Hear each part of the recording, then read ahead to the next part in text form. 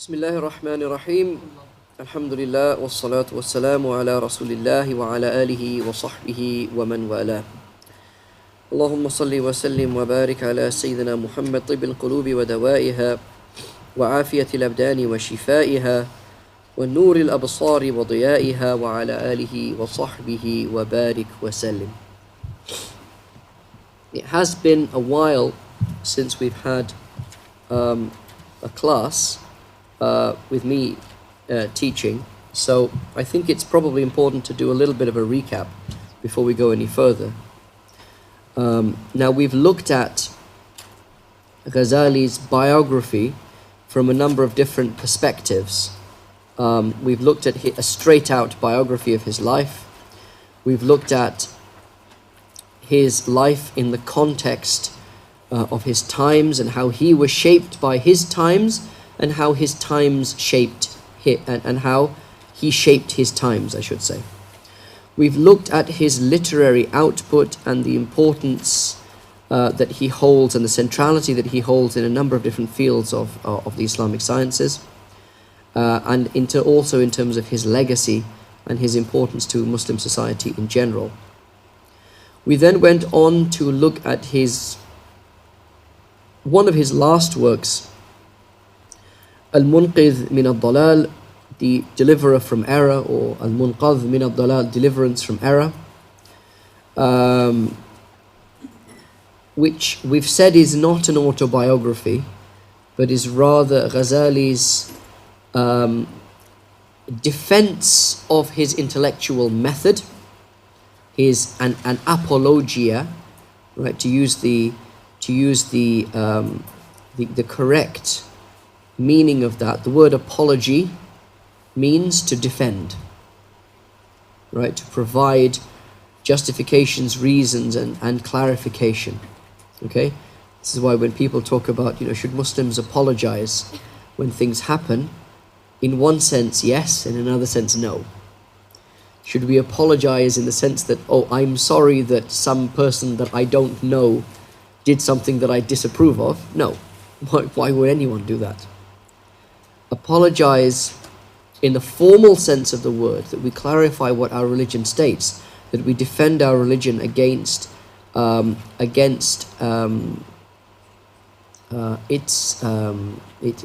tainting of the religion, both by those who are external to the religion and those who are within the religion. Yes, absolutely, you should do that. And not everyone. It's not a fard ayn, it's a fard kifaya. And that is a fard kifaya that needs to be carried out by those who are best equipped to do so. Right? So who should stand up for the religion? Who should clarify what our beliefs are? Who should clarify who the Prophet ﷺ actually was? Right? The formal duty should fall to those who are best able to do so. Now you will automatically assume by that you mean the sheikhs. Not necessarily. Not necessarily.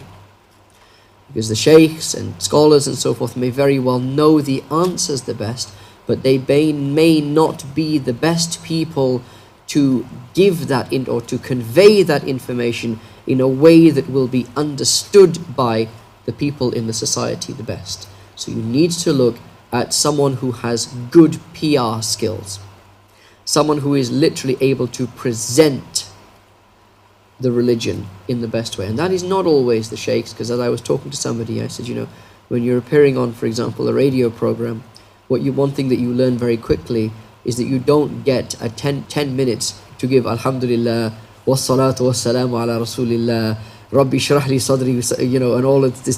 They're not going to give you the time to do all that. They're not going to give you, a time to give a khutbah, right, on the radio. They want a 1-minute answer.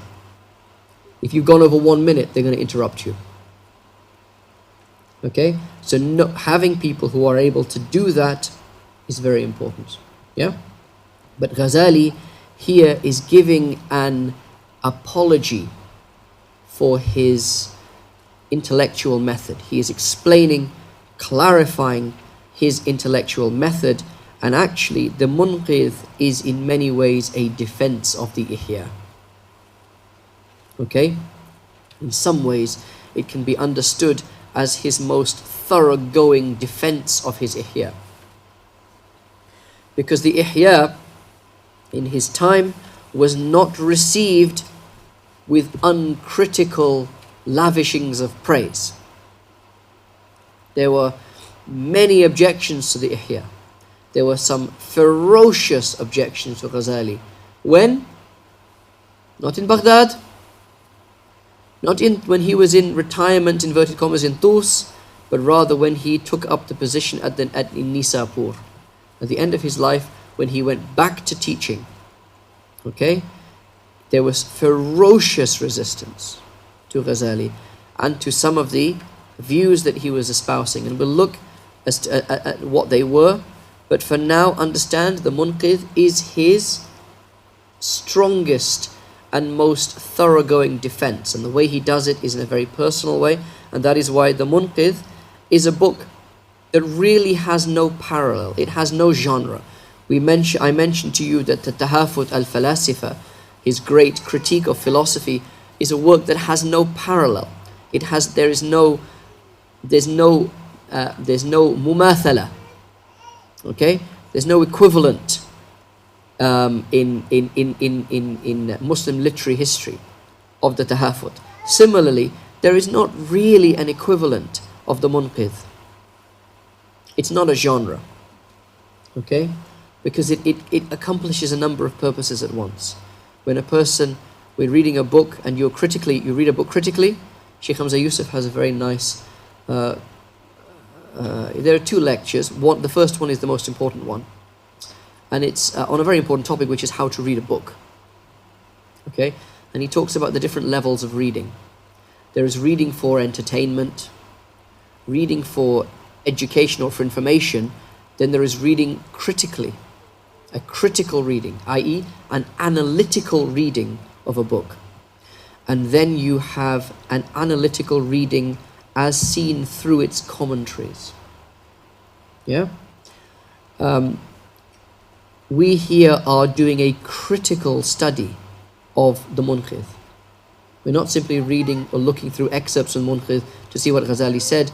Why did he say it? What does it mean? And so on and so forth. Okay? Am I allowing or denying? Allowing. Okay. All right? You know, because he was in a dignified role in Ghazali, why was he automatically attacked when he released the Ihya? We will look at that when we come to the Ihya. Okay? It's a good question. Why was Ghazali attacked? And he was attacked for a number of reasons. Some of them were, for want of a better word, good reasons, and some of them, for want of a better word, were bad reasons. Some of it was simply about jealousy. Simply people trying to pick a fight, effectively. Okay? Not liking the fact that he had, in fact, quite a lot of people didn't like the fact that he had come back out of seclusion. It was almost like, it's like an aging rock star doing a comeback tour. It's like, why didn't you just stay in retirement? Why have you come back again? Yeah? That type of thing.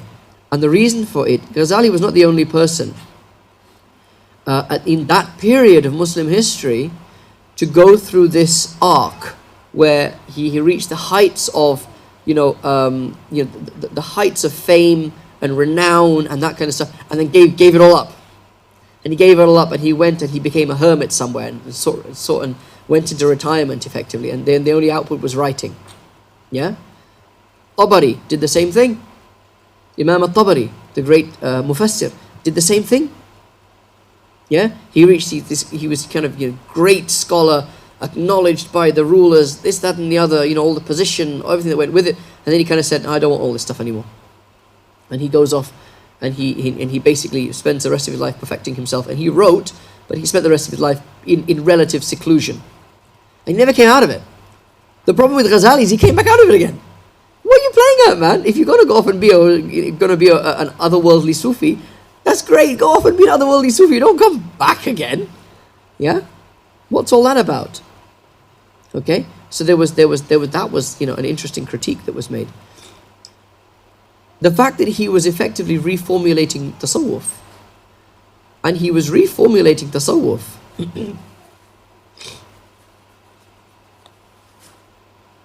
Do you want to sort this out? He was reformulating tasawwuf, not in not somewhere where people didn't know what tasawwuf was. He is reformulating tasawwuf in Nisapur. Nisapur is the home of Kushairi, right? Nisapur Nisapur, Khurasan is the realm of the Sufis. The great Sufis were based in that area for the last 150 years. That's where the great Sufis were. And here's Ghazali saying, let me tell you guys what tasawwuf is. He's talking to people who knew tasawwuf, but he was reformulating it. One of the real concerns that people had was this whole philosophizing of tasawwuf. This whole systematization of tasawwuf, and the way that he systematized tasawwuf was to bring in things that Ibn Sina had said, to bring in things therefore that Aristotle had said, and said actually this, what the Prophet ﷺ said about truthfulness, what the Prophet ﷺ said about sincerity of intention, you can understand it using this framework. Hey, where did this framework come from? Ibn Sina? You're bringing Ibn Sina's framework in to talk about something as elevated as sincerity and intention and what have you.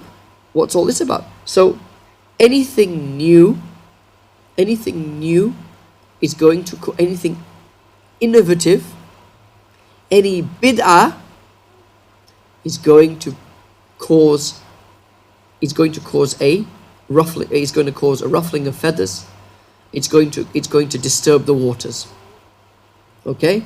And this happens everywhere. When Nawawi, as I said, kind of turned around and said, here is the mu'tamad of the Shafi'i school. Yeah? There absolutely were Shafi'is that looked at him and said, sorry, who are you again? Who do you think you are? Telling us what the mu'tamad of the Shafi'i school is. When Ibn Abidin did a similar thing in the Hanafi madhab, made the tahqiq of the Hanafi madhab, don't think it was just accepted. Yeah? Ibn Abidin's Hashia was followed by Muhammad Abid as-Sindhi's Hashia on the Durr al-Mukhtar. Same work. He also did a super commentary, and he basically just says, no. That's basically, Muhammad Abid as-Sindhi's Hashia on the Durr al-Mukhtar. His response to Ibn Abidin was, no. Basically.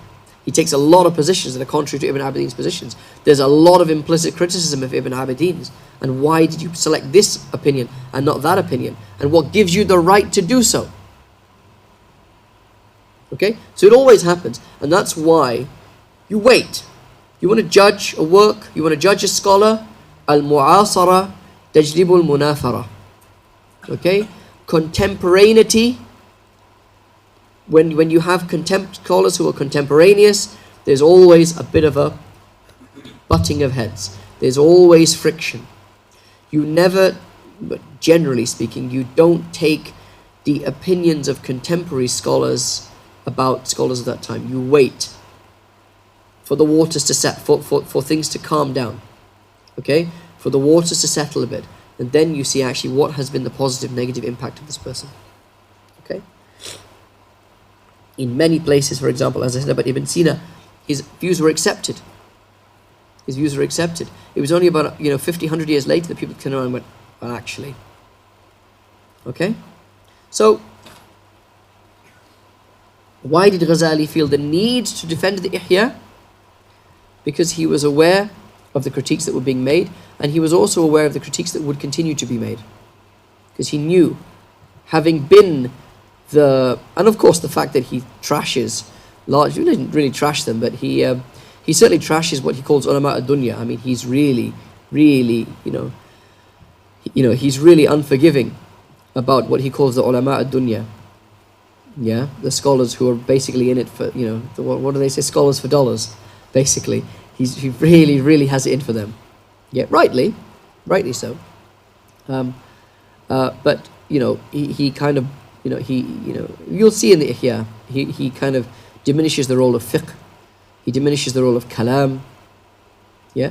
And the thing is that what he replaces it with is a science that was really of his own formulation, which is what's called ulum al-akhirah, the knowledge of the hereafter, which is this kind of very systematic tasawwuf.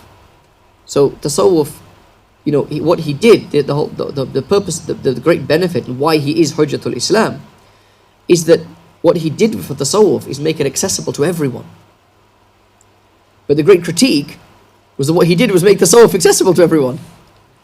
He kind of takes it from this rarefied thing that is kind of literally, you go to the Shaolin temple and you sit at the, like in the old kung fu movies, you gotta go to the, you gotta climb the mountain, you gotta get to the temple, you gotta sit at the temple in the rain for a month before the monk will even let you in, and then you gotta wax on and wax off for about 3 years before they even teach you how to throw a punch.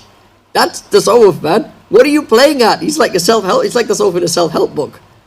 It's like it's the equivalent. It's the difference between that and how to teach yourself kung fu in 10 easy steps. And that's basically what it was. Now, what he did was make tasawwuf widely accessible to people. But even that was seen as, it's not meant to be widely accessible to people. It's meant to be this rarefied science that you only learn heart to heart, breast to breast. All this stuff about, well, you can actually do a psychoanalysis of yourself and you can determine, he said, what's all that about? What was Ghazali's response? It's in the Ihya. Yeah? If you want to rectify yourself, go find a Shaykh. Go find a perfected Shaykh. He says this. But they are, and I quote idiomatically, rarer than hen's teeth. They're as rare as hen's teeth. So if you can't find one, find a good friend. A sadiq. Right? If you can't find a sadiq, because even they are rare. And a good friend is what? A good friend is somebody who will tell you what is in your best interests, whether you like it or not. Who'll tell you who's prepared to tell you hard truths about yourself. Who's prepared to be cruel to be kind. Yeah? Even if it means you stop liking them. That's a good friend. Okay? If you can't find a good friend, what do? He says, listen to what your enemies say about you. Listen to what people who don't like you say about you. And ask yourself, is there any truth in what they're saying? Because this is about identifying your flaws. This is about identifying your flaws. People that like you are not likely to mention your flaws. They are likely to mention good things about you. So listen to what people who don't like you have to say about you. You're more likely to hear what your flaws might be. Yeah? And he gives other techniques as well. Alright? But ultimately what he's saying is, with all that, you can use this book that I've written as a way of taking those steps. Okay? Alright. So this is why he wrote the Ihya, this is why he wrote the Munqidh as a defense of that. And in the course of this defense, it is a magisterial defense. Now, it should be noted, I've said that the Munqidh is effectively Ghazali's most thoroughgoing defense of the Ihya. Ghazali did in fact write a flat-out defense of the Ihya. And it's called Al-Imla fi Ishkalat al-Ihya. Okay? So, dictations on difficulties in the Ihya.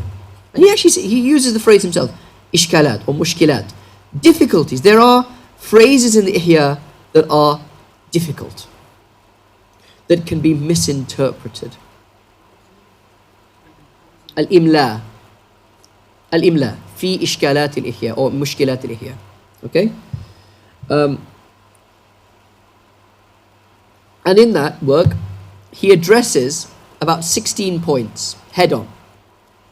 You've asked about this phrase, Ifsha sirri rububiyyah kufr. To divulge the lordly secret is disbelief, for example. And he'll answer and say, if you think this is the answer. If you say this is a problem, this is the answer. And that he's very much here is your objection, here is my response to it. So it's almost not an errata, what's it called? There is a phrase for that, there's a proper word for this. I mean, it's a bayan, it's a clarification of things that people found problematic or objectionable. Okay? In the Munqidh, he takes a different approach. In the Munqidh, his approach is, I'm going to tell you about my life. And in the course of telling you about my life, and specifically my intellectual journey, I want you to understand why I have gone, all the things that I've gone through, all the conclusions I've reached. Okay? Why I talk about tasawwuf in the way I talk about it, which we're going to come to now. Why I have adopted elements of philosophy, but rejected others. What I use as a standard to measure the truth of what is found in the books of the philosophers, or the truth that is found in the works of the ta'alimis, of the batinis. Okay? What precisely I have considered to be the role of kalam and the role of fiqh. Okay? And then why I started teaching again. And it's in this section that we're going to cover now. So far, it's just been this magisterial, as I say, epistemological journey through the different ways of attaining knowledge. But you're going to come to a bit now which is really interesting, which is, so why did you start teaching again exactly? You know, what prompted you to teach, and teach in this way? And we're going to come to that now. But this is now towards a spiritual epistemology. So we finished off discussing the philosophers. And we've said that Ghazali was a reluctant philosopher. And really, he was a philosopher in the truest sense of the word. Yeah? But he was a philosopher who understood the limits of philosophy and made them very clear. And he was a philosopher who determined that there was a higher level of understanding. And this is what we're going to come to now. And I think I did do this in the last session, just some of his experience with the Sufis.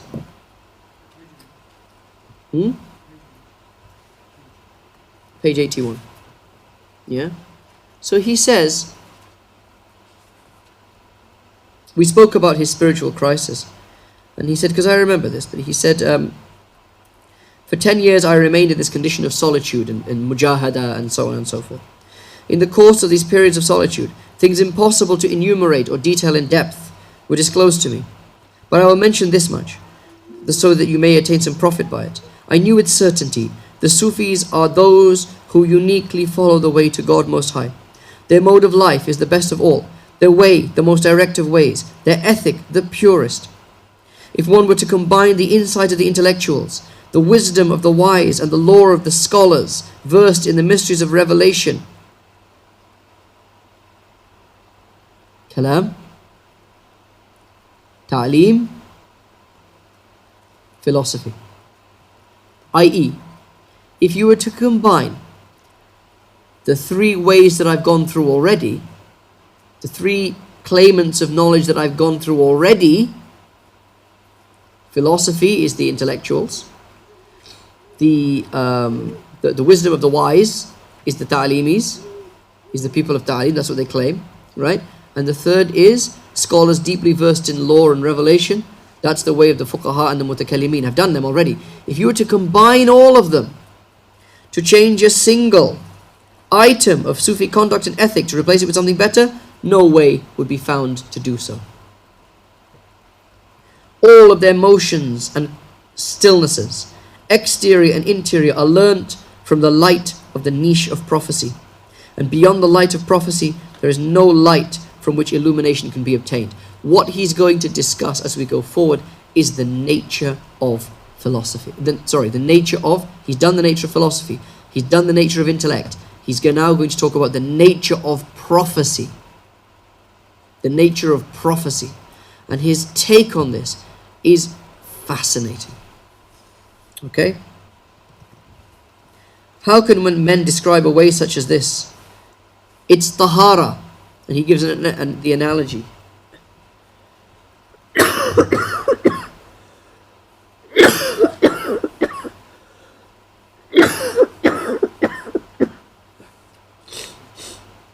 He says, it's tahara, the first of its requirements, is total purification of the heart from anything other than God. Its key, which is like the beginning of the prayer, is utter absorption of the heart in remembrance of God. Its end is being totally lost in God. But that is only a reference to, it's only its end in reference to its initial stages, which just barely fall under the remit of your own personal choice. Okay? But these are really the beginning of the way. Everything prior to it, thank you, is like an antechamber for him who follows the path to it. What is he saying? He's saying, and he's making an analogy that is beloved of Sufis, right? Which is describing the spiritual path in terms of something that everybody understands, right? Which is the path of exterior worship. What do you need to worship? You need to purify yourself. You begin the prayer with the takbir, you end the prayer with salam. He says the prayer of the Sufis is like that famous, like the beginning when people start to read Naats, ne?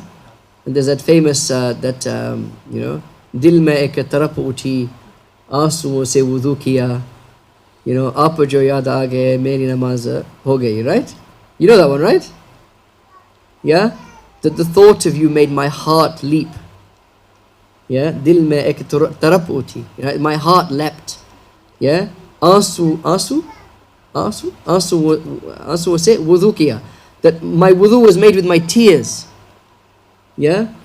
Aap jo yaad aa gaye. Yeah? Which is? Yeah, as soon as I remembered you, meri namaz ho. That was my prayer. My prayer was done. Oh wow, there's more. I don't know this one. Go on.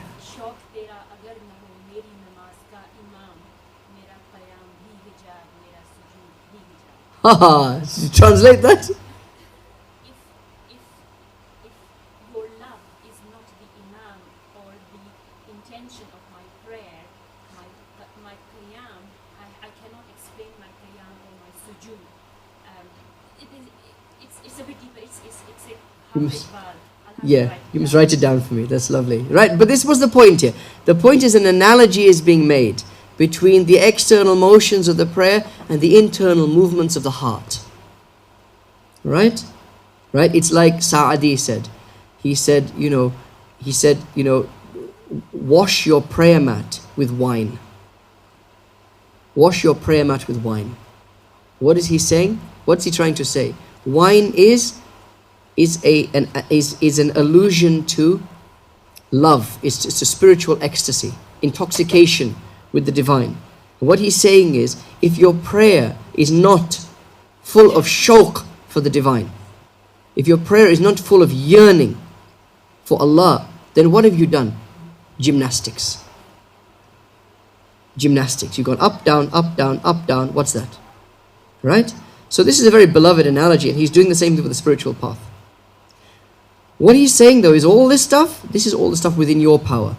You see, and sometimes you walk up the stairs, you walk up a few steps, and then you get to an escalator.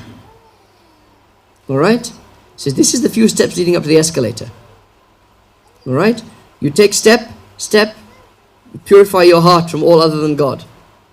Utter absorption of your heart, right, in the divine. Right? That's the beginning of the prayer. Third step is being completely lost in God. Fourth step, you're onto the escalator.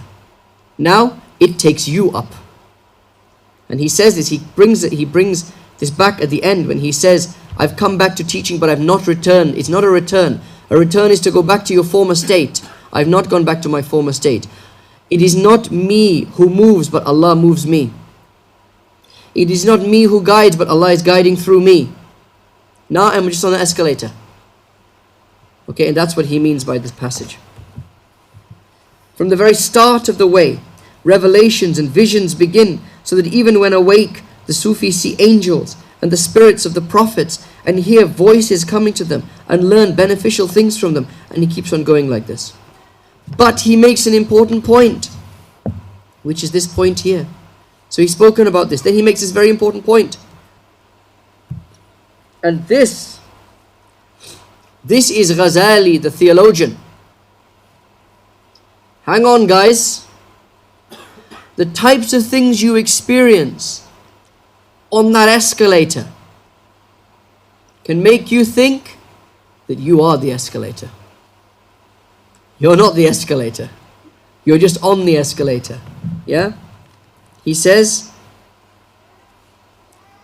the matter ultimately comes to a closeness to God.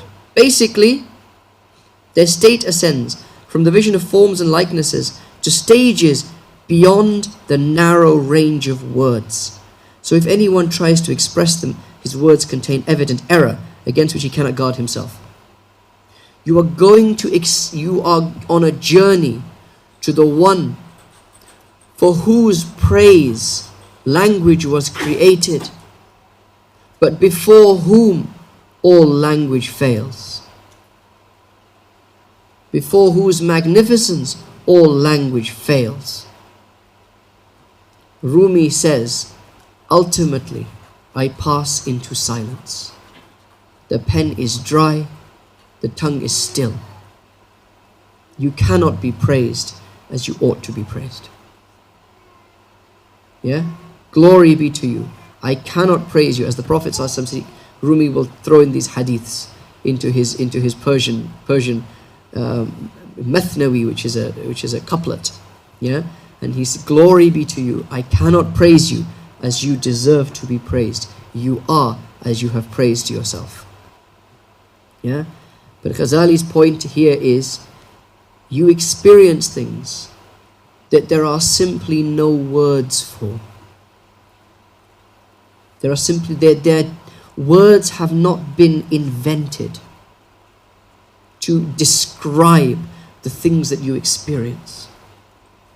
We were talking at my house yesterday about synesthesia. Yeah, and we were talking about synesthesia is to experience one sensory modality in another sensory modality. So it's a neurological thing. So it's seeing music. So you see sound. Okay, you hear smell.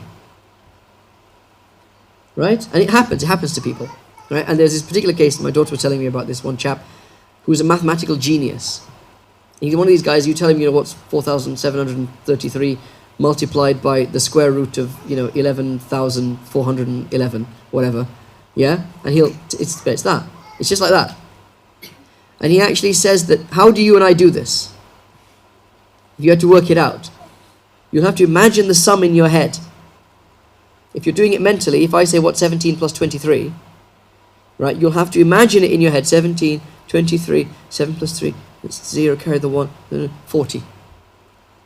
And some of us can do it quickly, some of us do it slowly, some of us can do it just in our head, just like this, like magic. Some of us will have to kind of almost like draw it out, like that. Literally, with your hand, draw it out. There are different levels. This guy sees every number as a unique, as a thing.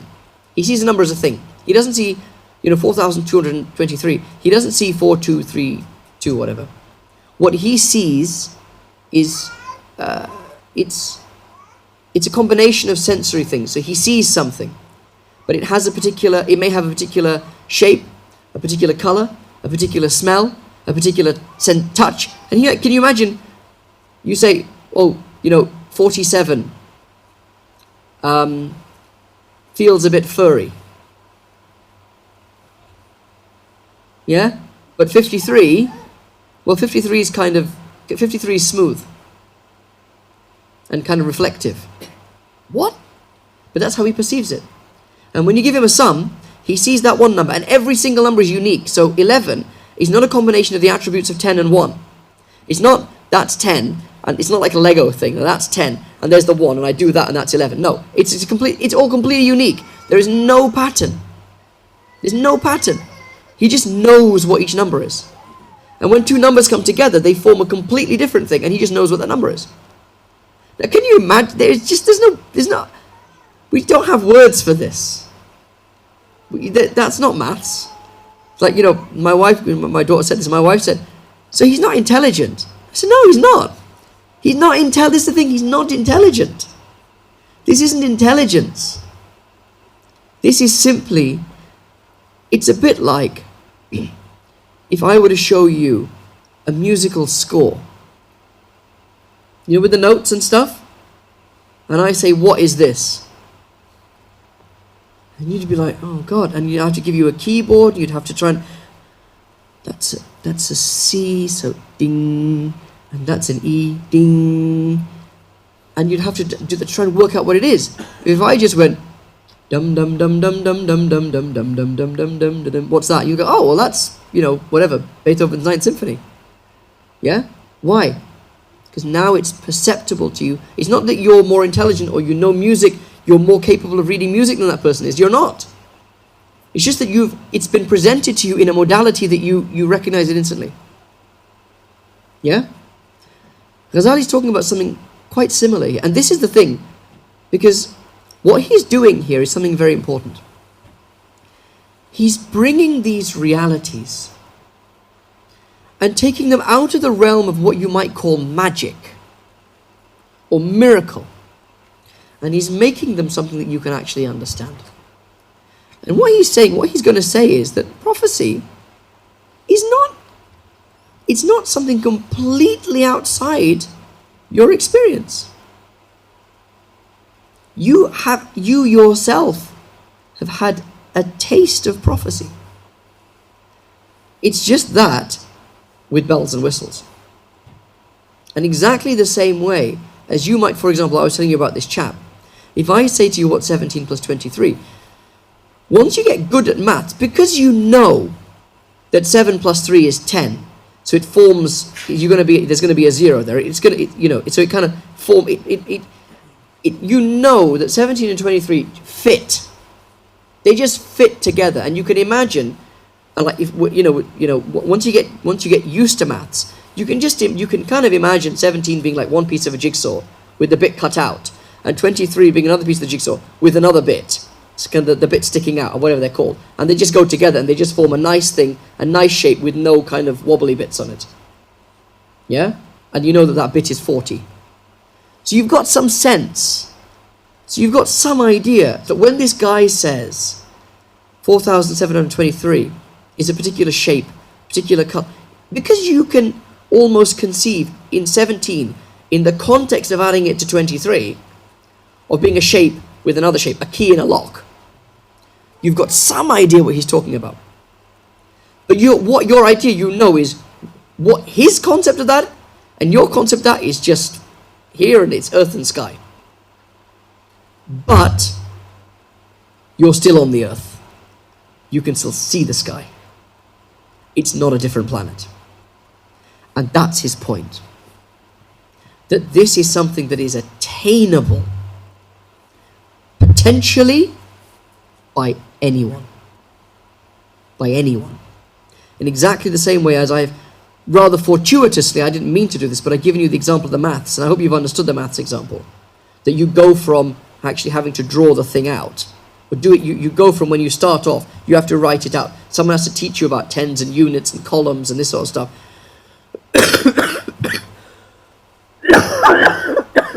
Once you get good at doing that, they no longer need to explain tens and units and stuff. You kind of know how to do it. You know how to do column addition. Once you've got column addition down, I can actually put the sum horizontally for you, and you'll be able to kind of jump across. Okay, that ends with a 7, that ends with a 3. Okay, that makes a 10. That you can do it that way. Once you've done that, you can start to do it in your head. And you'll do it in your head the same way you did it on paper.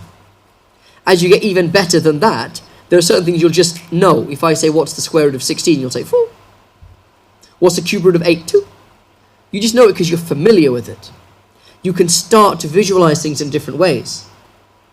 So because you've got that, and because you've ascended through a process, it's not beyond the bounds of possibility for you to understand that there are further steps. You've gone up 3 steps. But yeah, if there are 3 steps, there may very well be a 4th, a 5th, a 6th. There may be a 300th step. There may be a 4,000th step. I can because I've gone up some steps. I know there are steps. I don't know how many they are. I don't know what happens when you go up those steps, but I know there are steps. Yeah? And that's what Ghazali is doing. He's bringing prophethood. He's bringing the nature of prophecy, because he's going to give a proof of prophecy. He's bringing the nature of prophecy into something we can understand. Yeah? That the Prophet ﷺ is on step 1 million. But you've taken one step.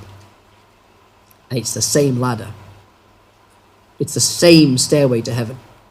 And you've taken one step. And if you do this stuff, you'll take a few more steps. And then you'll start to understand what's going on.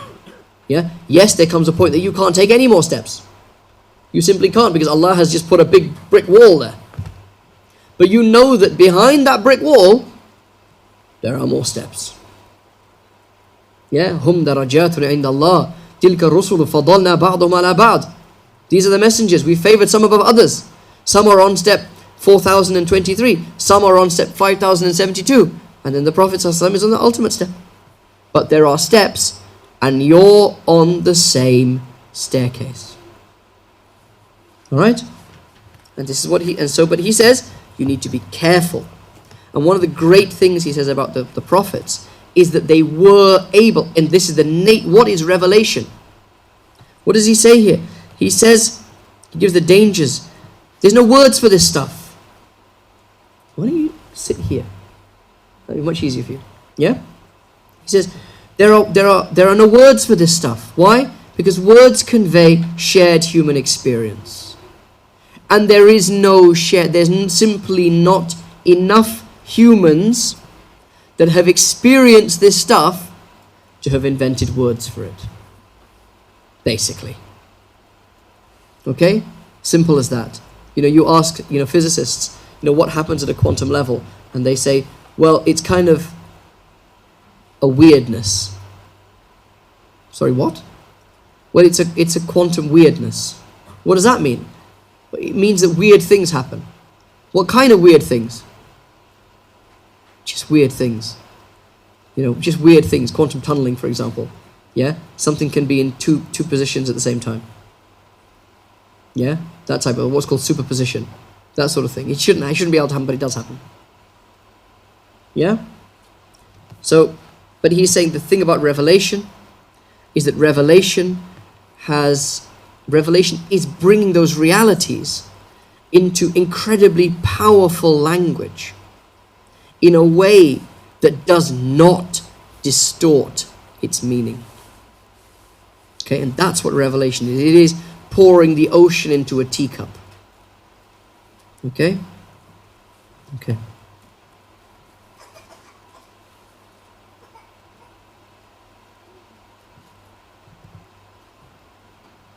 And so he said, he's moving towards this. Because this is what he's saying. He's saying something very important here.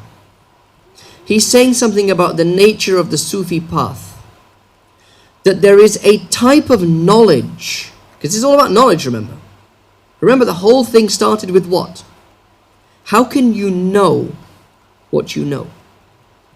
And remember, he went through that crisis, and he asked himself a question, and he said, okay, I can trust my sense perception, and I can trust my intellection. So I know that if all A is B and all B is C, then all A must be C. Okay? I know that. And I know on the basis of that this shadow, which my senses, my eye tells me is not moving, must be moving, even though I can't see it moving. My intellect therefore has a veto over my sense perception. But then my sense perception came back and said, haha, what if there is another thing?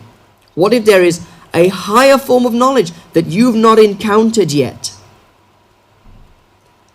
that will have a veto over your intellection, have a veto over your intellectual capacity? What about that? And that threw him completely off. He said, I can't trust anything. What's happening now? Many years later, he takes this road. What did he say about the Sufis when he started this path? They are people of states, not people of tongues.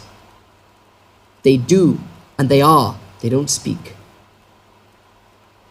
So he goes down this road. And remember, he's got his brother, who is a Sufi. He must have had experience of his brother. That famous, probably apocryphal story about his brother refusing to pray behind him. Yeah, and then praying behind him, and his brother Ahmed says, okay, Mum, I'll pray behind my brother. Starts praying behind him, then runs off in the middle of the prayer. Says he was thinking about menstrual blood, for God's sake, in the prayer.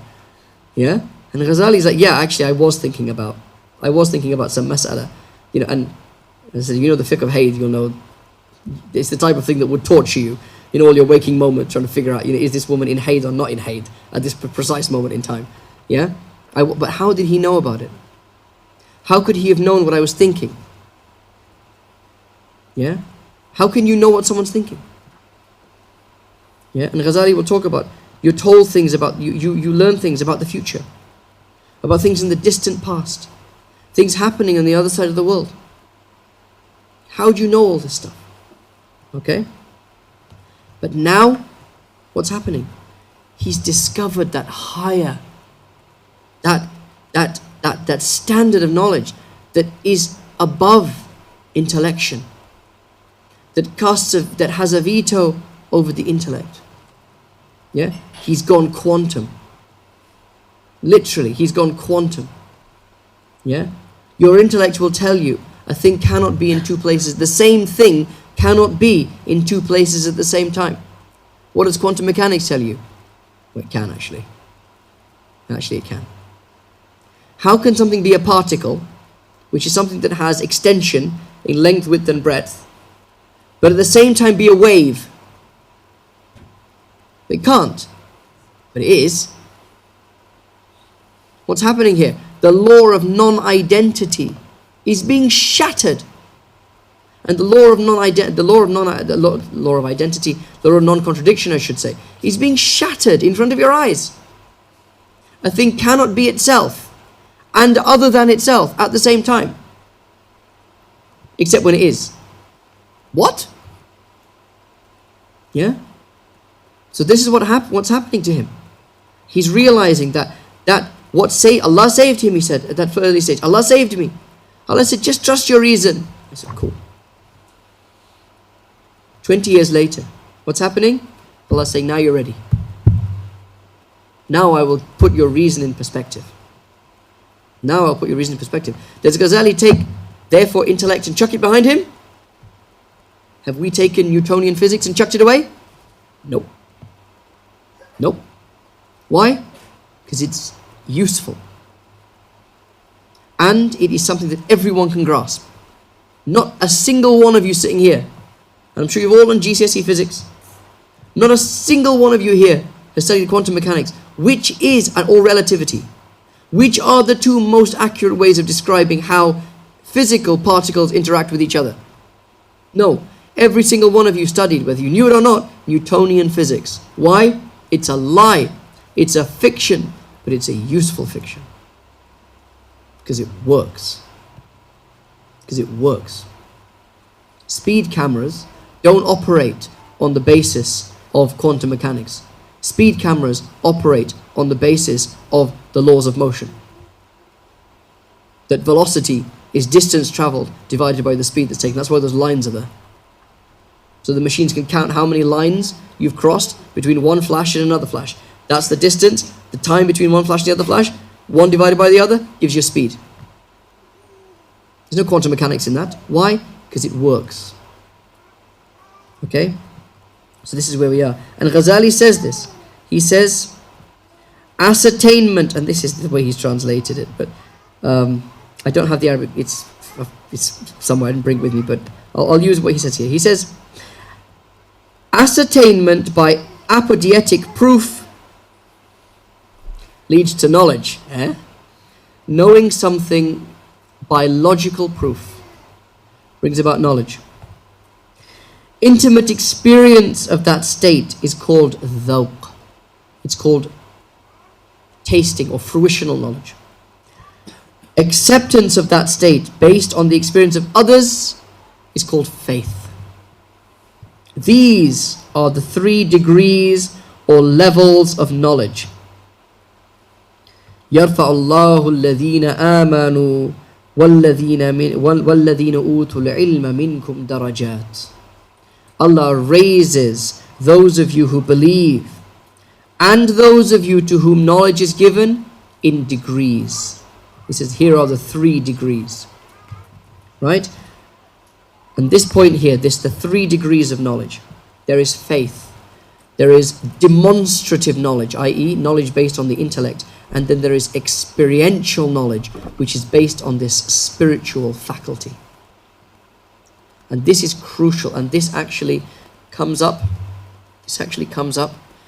in some of the later works on theology. One of the great early works of theology so great later works, great formulations of theology, is called the Aqa'id al-Nasafiyya. Right, the work of Aqidah done by Imam al-Nasafi, or Matn al-Nasafiyya.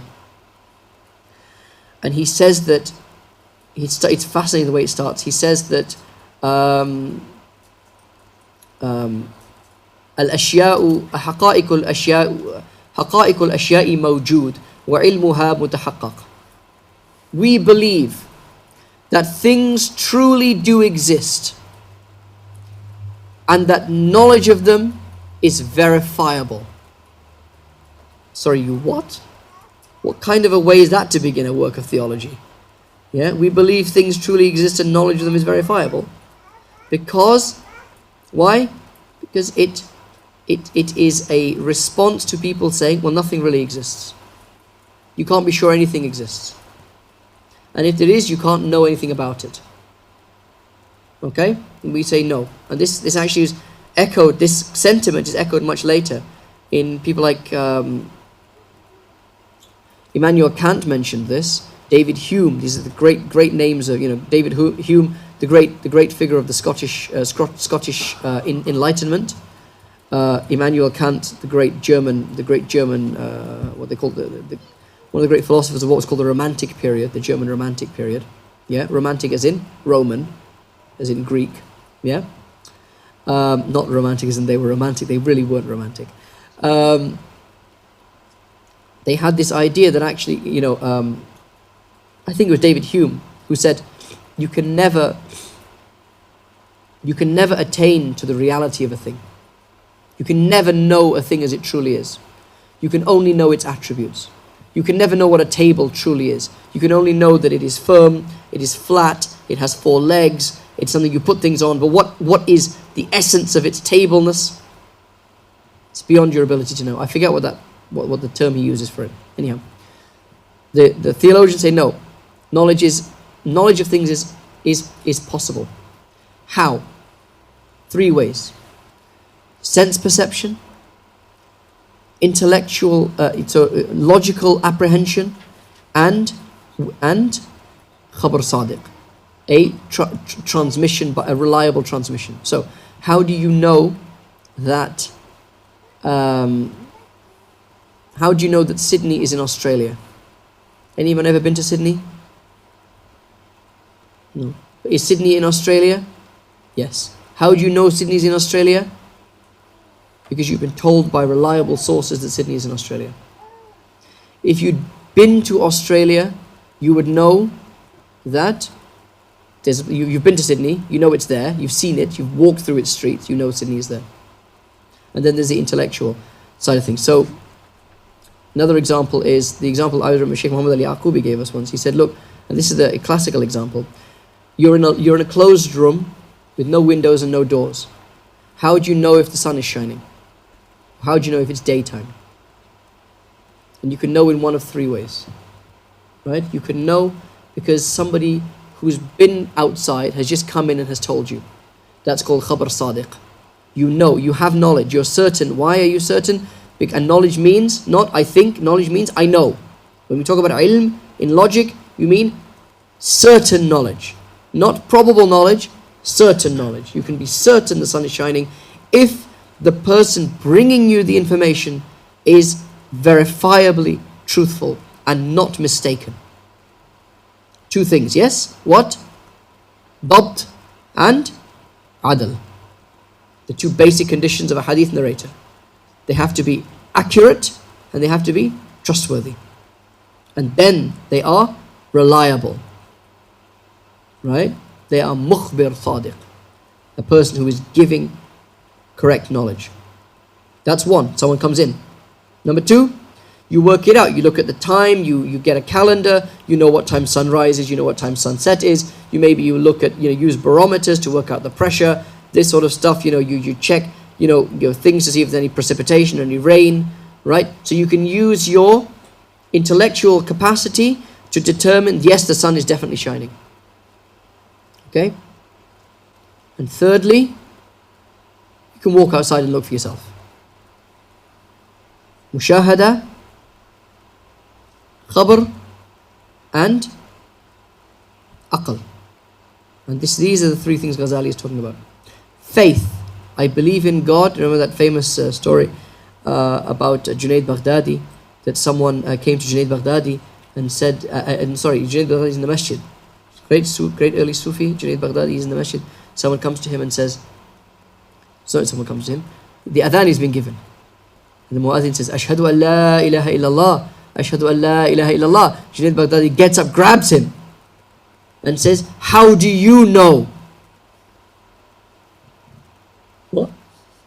I bear witness, I swear, I bear witness, nothing is worthy of worship except for God. How do you know? How can you bear and Junaid was in a state, he was in a hal, he's witnessing God. This is worship Allah like you see him, right? This person is saying Ashhadu an la, Junaid Baghdadi is seeing Allah. He's saying, what are you telling me? You're telling me Allah is one? How do you know Allah is one? I didn't see you in the divine presence. Muazzin doesn't know what to say, as you'd imagine. There's another wali sitting there. He tells the muazzin, answer him by continuing. And the muazzin says, Ashhadu anna Muhammad Rasulullah, Ashhadu anna Muhammad Rasulullah. I bear witness that Muhammad is the messenger of God. Then Junaid Baghdadi says, okay, fine. Why? Khabar Sadiq. I bear witness there is no God but Allah, because I bear witness that Muhammad is the messenger of God. I know there is no God but Allah because the Prophet ﷺ has told me there is no God but Allah. And this is why this famous statement, again possibly apocryphal, there's questions about its authenticity. Abu Bakr as-Siddiq, we believe in Allah because He is the Lord of Muhammad. We believe in Allah because He is the Lord of Muhammad. Yeah? Why? Truthful. We are saying we testify to the truthfulness of the Prophet ﷺ. Therefore, if he says there's one God, khalas, there's one God. That's khabar sadiq. Second is by demonstrative knowledge. You go through the kalam, cosmological argument. You go through the proofs of Allah being one, and you convince yourself through those proofs that logically there must be a creator of the universe. That creator of the universe must be all-powerful, all-knowing, this, that, blah, blah, blah. And the creator of the universe must be one. Therefore, Ashhadu an la ilaha illallah. I don't think Junaid would have been quite as happy with that answer. But that is a form of attaining knowledge that Ghazali is talking about. Demonstration, logical demonstration. And the third and the highest of them is experiencing it. And that was Junaid's state. That was Junaid's state. Worship Allah, your Lord like you see Him. Junaid says, I believe that there is no God but Allah because I've been in the divine presence. Yeah? Or if you like, it's the state of the Prophet ﷺ. In the presence of the divine on the night of the Mi'raj. Khalas. And they say, Laysa al-khabar. And there is a differentiation. Now this comes in a work of theology written 300 years later. But you can see the point Ghazali is making. These three things. Ghazali is not saying, all that philosophy, logic stuff, that's all a waste of time. Forget about all that.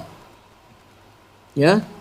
Right? Get rid of reason. That's the only way God will love you. Is if you just stop being a rational person. Just chuck it all away. Just be a hippie, trippy Sufi. Right? Just keep whirling. You'll get there. You'll get dizzy. Just keep whirling, you'll get dizzy. That's all that's going to happen. Alright?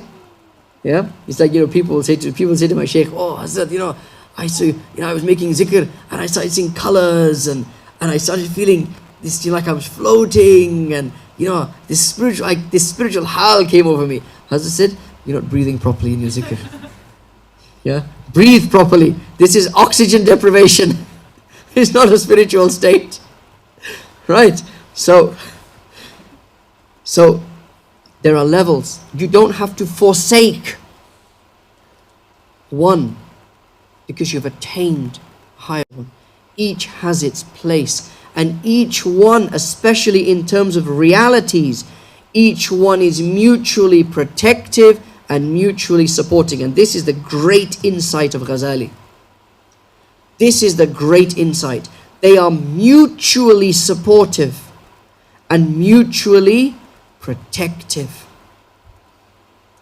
When that spiritual experience that you had, what prevents your car? You're driving on you're driving on a highway, yeah, and you're having this spiritual state. What prevents you from going off the road? There are barriers on either side.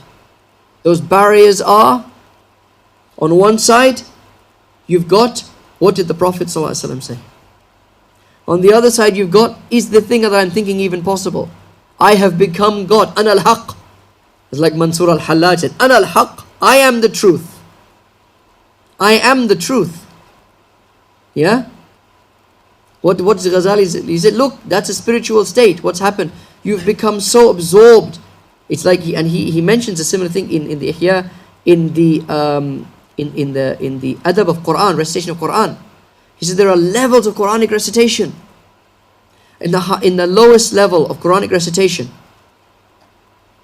he says you should be reciting Quran with the complete consciousness that Allah is talking to you, that you are addressing God and God is speaking through you, that you are in the presence of the divine. This is the lowest level, by the way. This is the lowest level. Not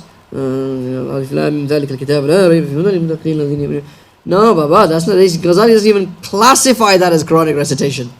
That's not even recitation. Recitation is Allah is talking to me. Allah is speaking to me. I'm in the divine presence. Step 2. Yeah, step 2 is you realize that God is speaking to you. That you are being addressed by Allah. Step 2 he says, is that your focus is, you have complete narrow focus on the message. You even forget that you're there. You even forget that you're there. There is only Allah, there is the kalam and the mutakallim. Right? There's the mutakallim. Where's the Arabic guys? There's the mutakallim. There's the kalam. Right? Or takallum. And then there's the mutakallam. The mutakallim, the one who is speaking. The takallum is the speech. Mutakallam, the one who's being spoken to. Step 1, you know there's mutakallam, that's you. You're not the mutakallim, you're not the one speaking, you're the one being spoken to. There's the takallum, there's the word, the kalam. And there's the mutakallim, the one who is truly speaking with Allah is addressing you. Step 2, no more mutakallam. You don't even recognize yourself anymore. There is the takallum and there's the mutakallim. There is the speech and there is the speaking, the one who is speaking. You have completely abnegated yourself. You're not even there anymore. Step 3, there's no takallum. There's just the mutakallim. You're in the presence of God. Doesn't matter what he's saying. Doesn't matter what he's saying. Your focus is entirely on God. Yeah? If you're in that state, and that's the state that Mansur al-Hallaj was in. Yeah? What is Allah going to say? Inni ana Allahu la ilaha illa ana. Verily I am God. There is no God but me. So if you're in that state, you're not there, right? The mutakallim is not there. Right? The mutakallim is not there. So what is going to come out of your mouth? Yeah, if I said, guys, Inni ana Allah, la ilaha illa ana. Verily I am God. There is no God but me. Yeah? Well, you'll be sharpening your knives at this point, right? Yeah, it's kufr. If I say, oh my friends, قال الله تعالى, Allah says, Inni ana Allahu la ilaha illa ana. Verily, quotation, open quotation marks. Verily I am God, there's no God but me. Close quotation marks. Khalas, no problem. Mansur was in such a state that he forgot to say قال Allah. Allah said, Ana al-haq. I am the truth. Yeah? But Ghazali said, why? What's the problem here? He's flying down the motorway. He's got no barriers on either side. He's not holding the steering wheel because his hands are up in the air. He's dancing, right, in this car. He's going for it. He's not holding the steering wheel anymore. Right? There's no barriers. There's nothing on this side to say, did the Prophet ﷺ permit you to say things like that? No. That's khabar sadiq. Did the Prophet ﷺ say anything like that? Nope. That's khabar sadiq. Yeah? You are God? Tell your mother. Tell your mother that you're God. She'll slap you and say, that makes me the mother of God. That's logic. And he says logic is protective. Khabar is protective. Similarly, if you are relying on the khabar, the Prophet ﷺ said, like all our friends out there, yeah, the Prophet ﷺ said what I want him to say, which is basically what it comes down to. What's the problem? Where's your logic? Where's your rationality? Where's your understanding of context? Where's your understanding of why it was said, etc., etc.? And on the other side, the other protective barrier, you are not a realized person. A person who has not imbibed the state of the Prophet ﷺ should not be allowed to talk about what the Prophet ﷺ meant. You can talk about what he said, but you are not one of those who are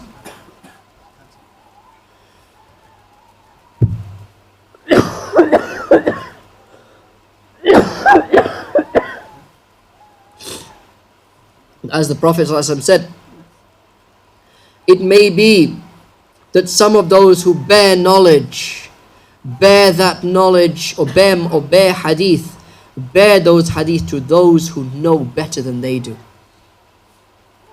رُبَّ حَامِلِ فِقْهٍ إِلَى مَنْ هُوَ أَفْقَهُ مِنْهُ. Many a bearer of understanding conveys that understanding to one who is more capable of understanding it than they are. Yeah? If you want to say قال Rasulullah or قال Allah Ta'ala, that's fine. But don't say and he meant. Right? Why? Because you don't have the intellectual capacity to understand usulul fiqh and all these types of things, how you deliver, why you must pray. Why must you pray? Because Allah says pray. So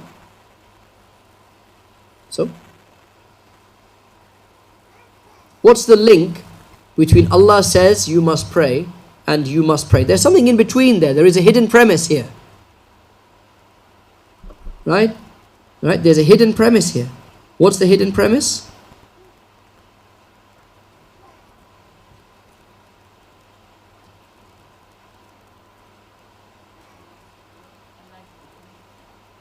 Hidden premise is this: a command entails obligation.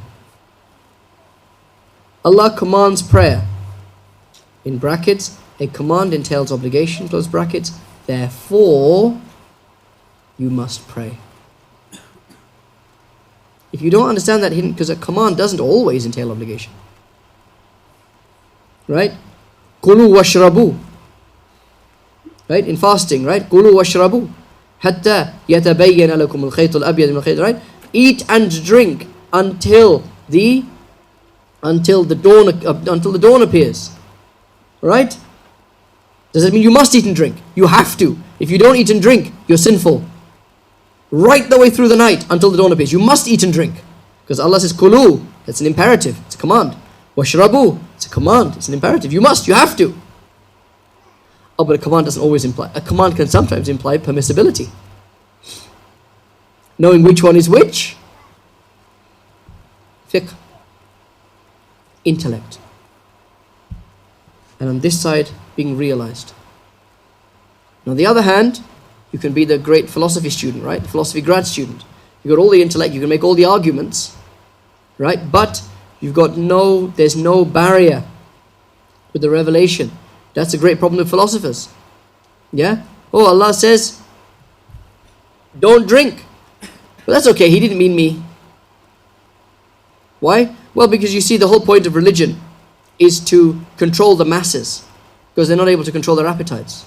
But I am able to control mine, so I can drink. So there's no barrier, there's no khabar sadiq, there's no barrier, no protective barrier. Neither is there a spiritual realization. Baba, did the Prophet ﷺ drink? So you knew better than him. But he didn't drink, but you can drink. Right? So where's the spiritual realization? So these three things, a knowledge that comes through having faith in a truthful report or a truthful narrator, the knowledge that comes through logical demonstration, and the knowledge that comes through spiritual realization, these three turuq, these three paths or degrees of knowledge are mutually supportive and mutually protective.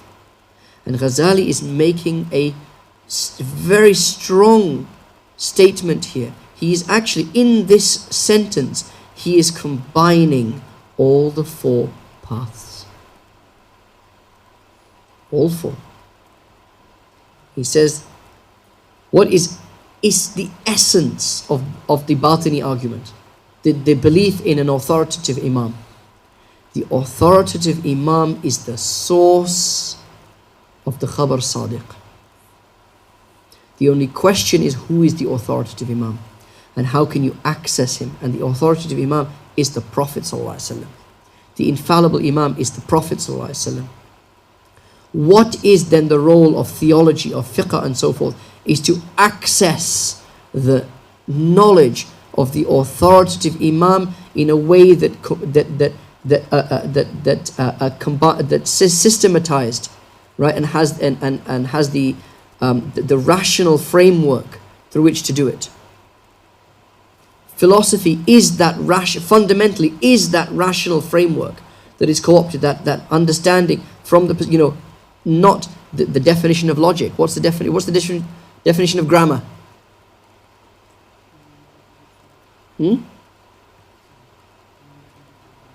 Right, you're talking about endings of words, right? The way grammar is defined? It is a science that prevents you from making errors in speech. Basically. The science that prevents you making errors through which you are prevented from ghalat fil kalam, errors in speech. What's logic? The science through which you are prevented making errors in thinking, in reasoning. So that's basically what we get from philosophers. That rational framework. And then from the Sufis, it's that experiential knowledge. In this one statement, Ghazali is joining between these three things. And then he starts, I don't know whether we should go into it today.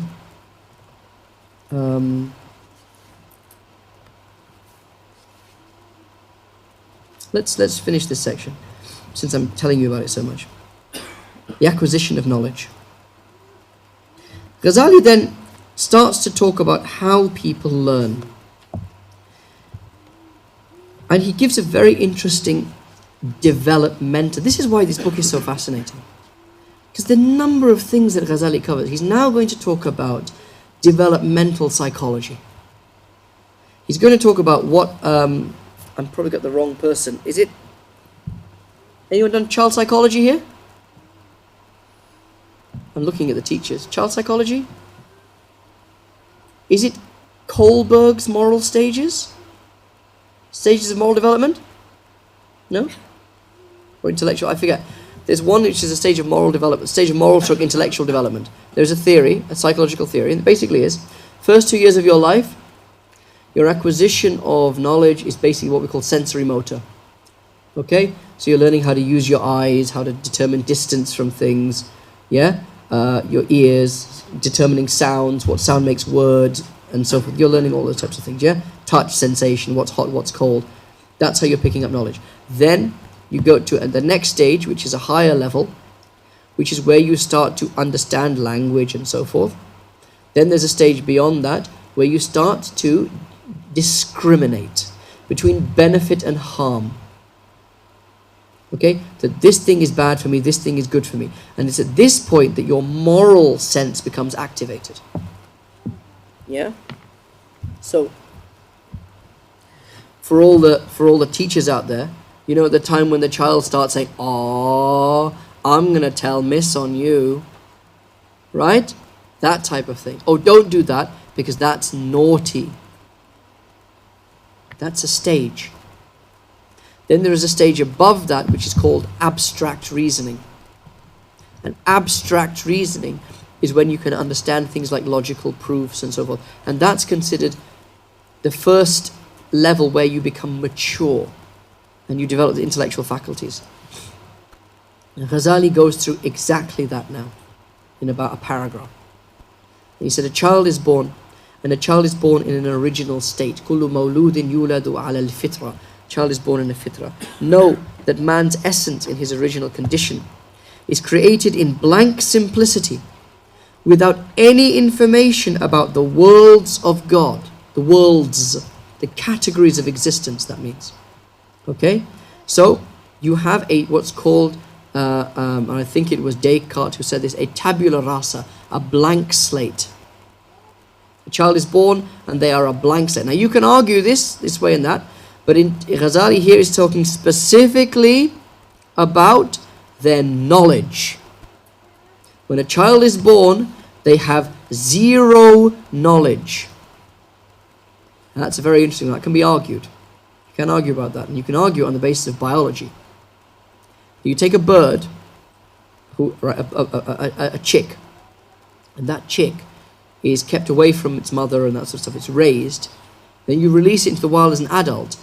It knows precisely where to fly south for the winter, although it's never been there. But it knows exactly where to go. And this is, I know I talk about quantum mechanics a lot. I don't actually understand it, but it's very cool. This is actually called, it's known as quantum biology.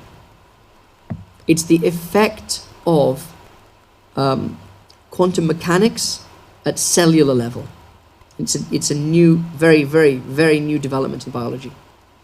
How does a bird know? How can a bird determine? Because it uses, in some ways, it senses the magnetic field of the earth. That's how it determines, that's its GPS. Now, this bird, it's never been to, wherever it's going, and it flies thousands of miles and it gets to the right destination. Where does it get that knowledge from? Some of that knowledge has been transmitted in some way genetically. In the genes, something has been. How can knowledge and memory be transmitted genetically? We don't know. So you can argue the point, but let's go with Ghazali for the time being. So then he says these worlds are so many, and he's talking about, remember, he says worlds, he means categories of existence. He doesn't mean Earth, Mars, Venus. He means categories of existence. So he says, how do you learn about these worlds? Allah is the Rabbul Alameen, right? How do you learn about these things? So all of these things are ayat. They point to God. You learn about them through perception. You perceive them. And perception is the first step in learning something. You perceive it, you absorb it, you retain it, and then you begin to systematize it, synthesize it, add it to other pieces of knowledge that you have, and that's how your knowledge grows. That's why the human capacity to learn is functionally infinite, because of this process. So he says, each type of perception is created in order that man may get to know a world of existence. Existence with a T at the end. Okay, so you are acquiring knowledge of the world. How do you acquire knowledge? First, through your senses. Touch, smell, hearing, sight, and so forth. Alright? And through these things we acquire knowledge of the external world. Then, he says, man ascends to another stage. Alright? When he's about 7 years old, he says, which is about right.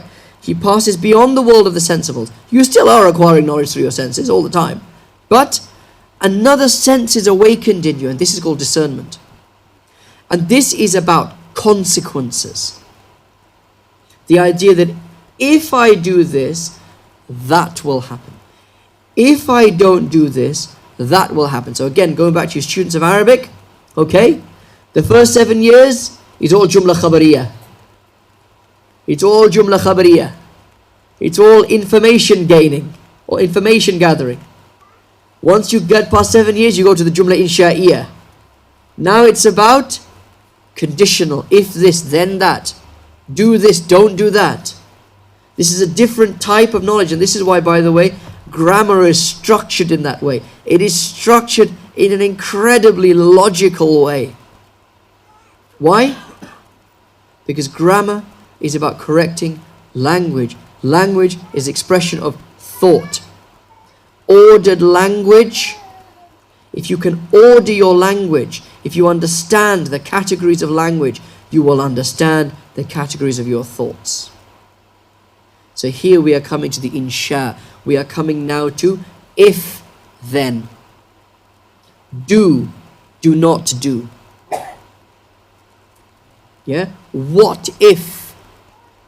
Questions. This is discernment. This is called tamyiz. And he perceives certain things that are not part of the world of what he calls the sensibles, things that can be seen. There's a difference between knowing that the pot is hot. That's a sense perception. Right? And if I touch the hot pot, I will get burnt. This is a different level of perception of a different level of existent things, which is causality, cause, effect. Okay? Beyond that, man ascends to another stage, and that stage is aql, intellect, pure, abstract intellect. Okay?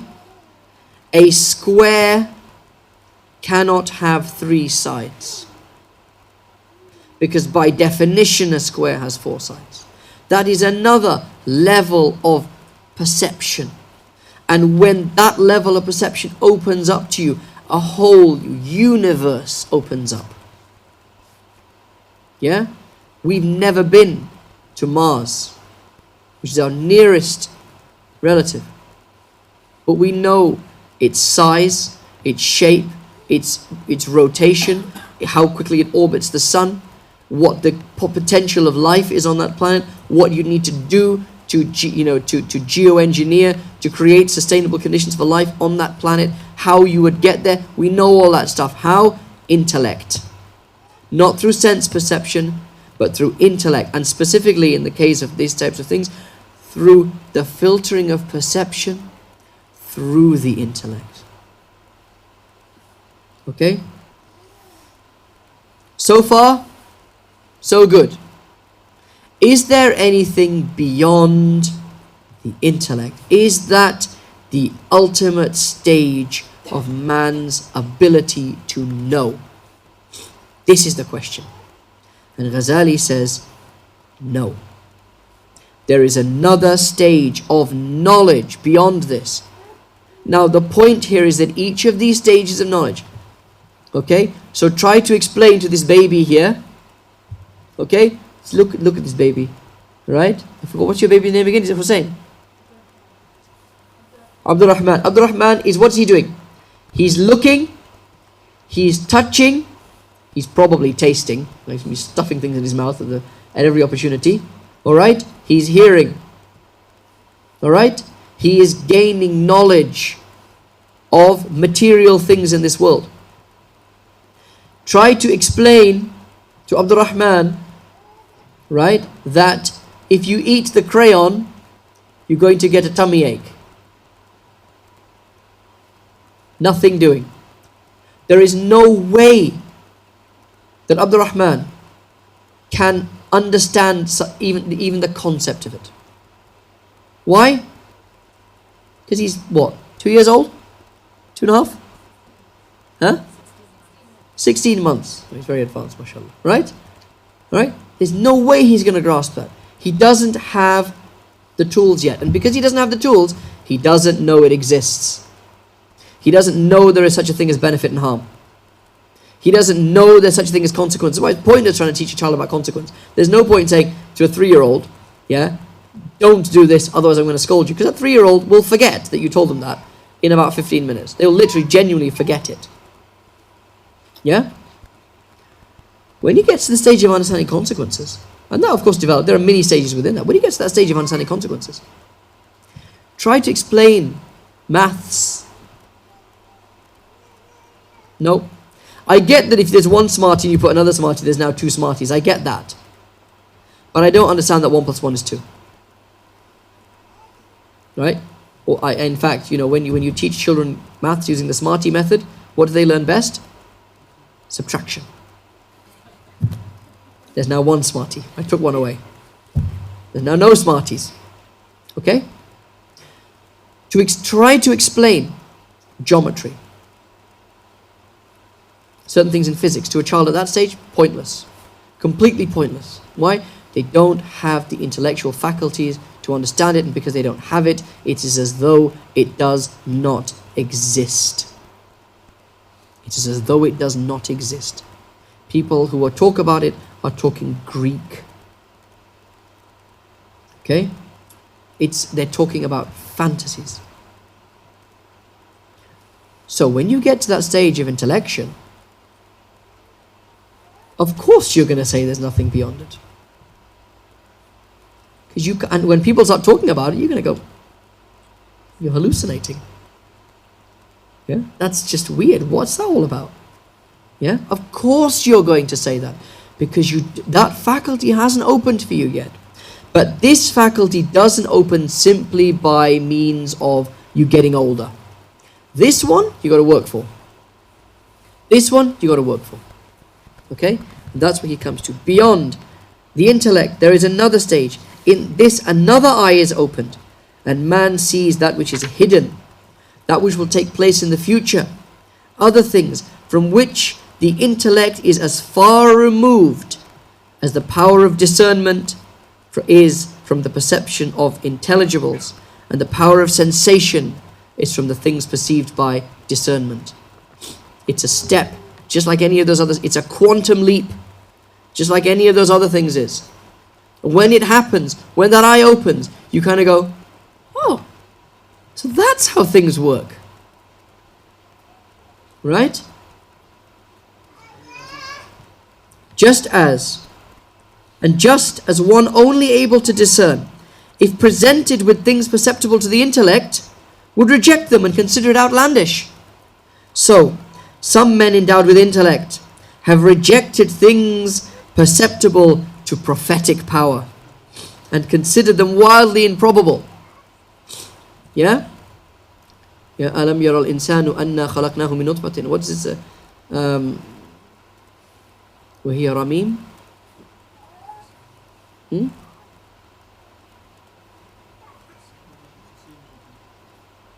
Yeah. What is it? How does it go? ألم يرى الإنسان أنا خلقناه من نطفة. Huh? Carry on.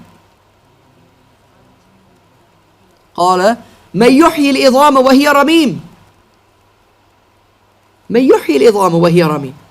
How can you postulate as a person of intellect? Who said this? Walid ibn al-Mughira. He picked up some remains of an animal that had crumbled to dust, bones had crumbled to dust. He did this. He said, كيف يحيي الأرض بعد وهي رميم. Are you saying how these bones have crumbled into dust? How can a body be reformed from them? قال يحيي الذي أنشأها أول مرة. The one who created those bones from dust in the first place is the one who will revive them back to life again. Yeah?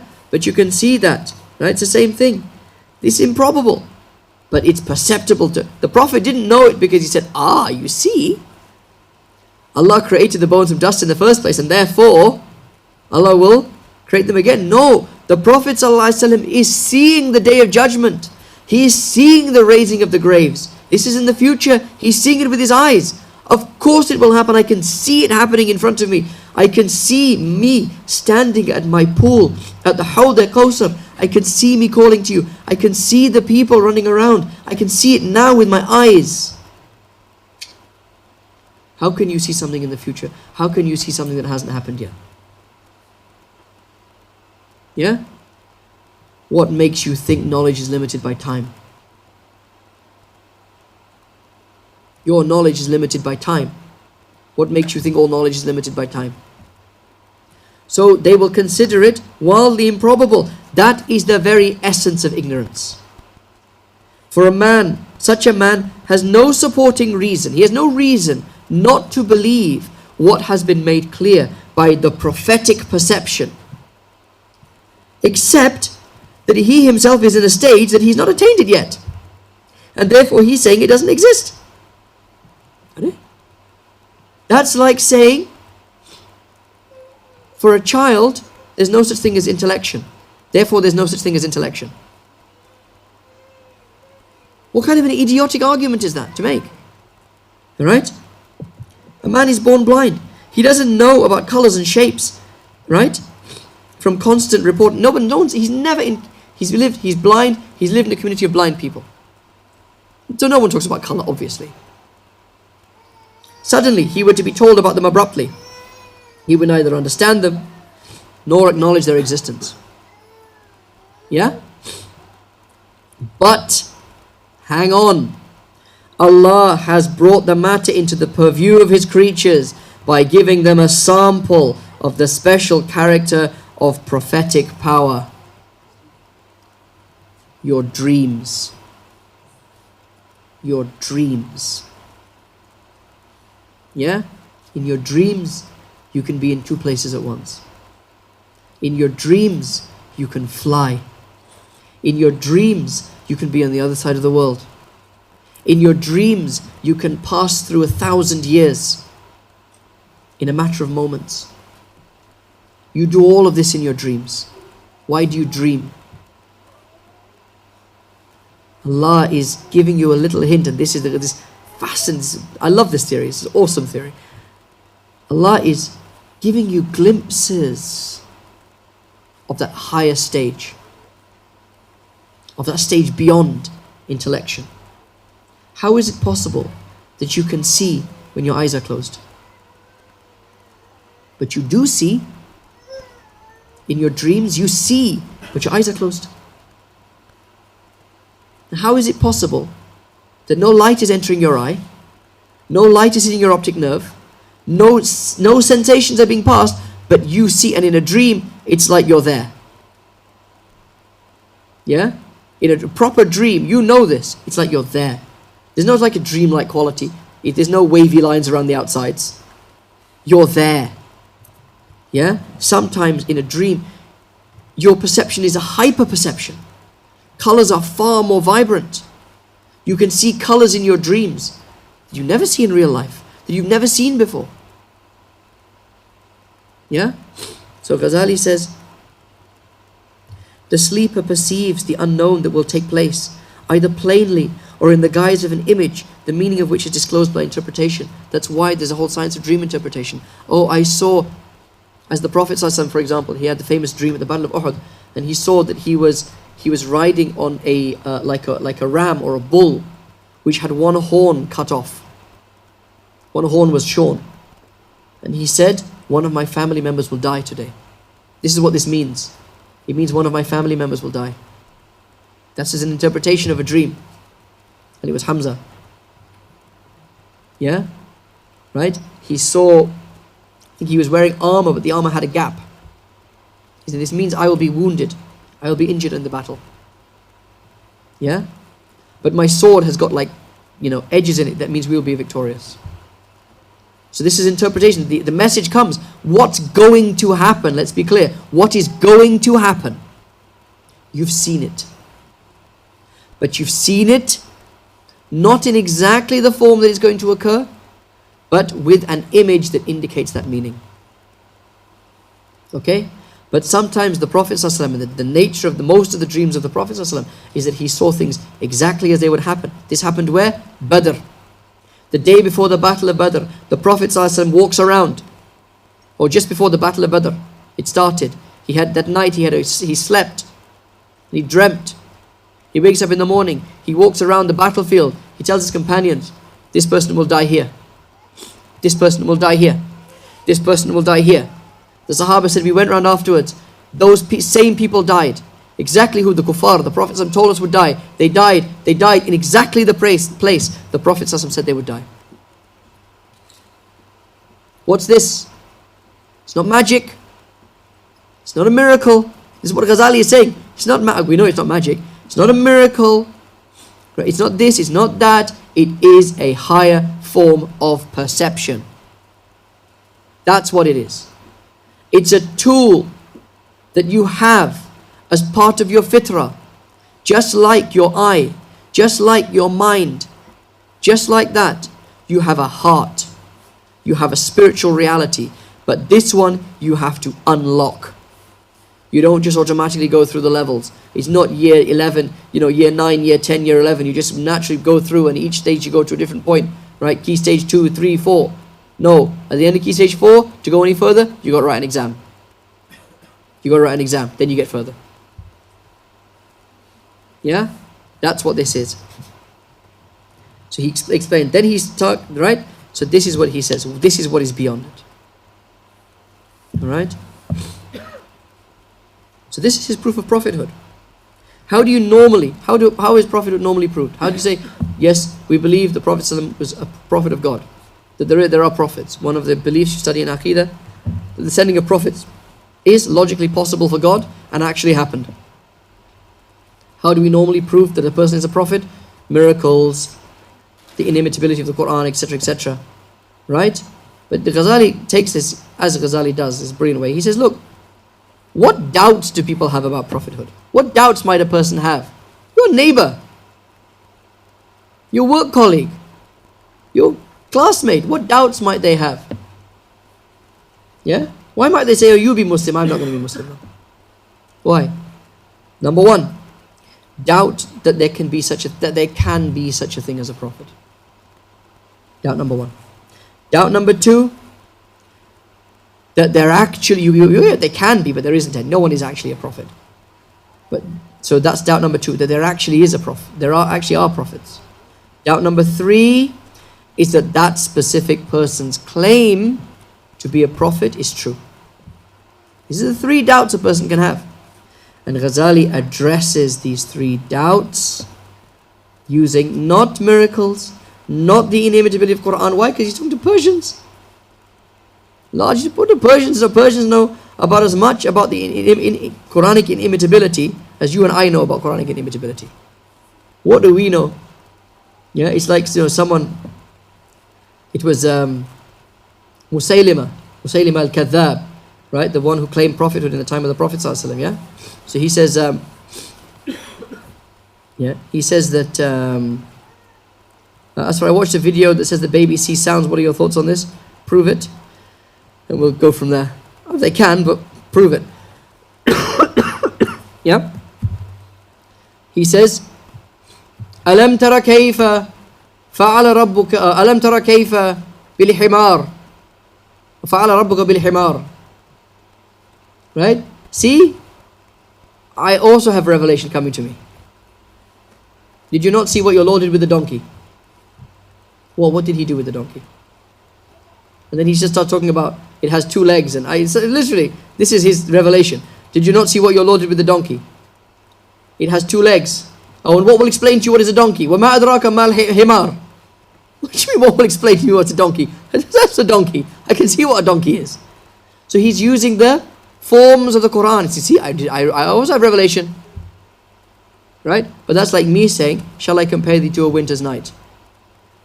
Thou art colder, yeah, and chilly at times. That's not being Shakespearean. That's simply taking a Shakespearean sonnet and changing a few words around. That's not imitating Shakespeare. He's not doing what Shakespeare did. Yeah? So, similarly, you and I, unfortunately, do not know what is so unique about the Quranic diction. And therefore, we can't use the Quran as proof of inevitability. All you can say to people is, go and study for 20 years, and then maybe you'll have some idea of how the Quran is miraculous in speech. Person will say, I'm going to go and watch Breaking Bad. Thank you. You know what I mean? Yeah? So what is Ghazali saying? He's saying, look, let's understand why a person might not believe in prophethood and deal with those doubts. Okay? Possibility. Is it possible that there is such a thing as a prophet? Why not? Is it impossible that God could send, that there could be a form of perception beyond intellection? Yes, obviously, because we've seen it every stage.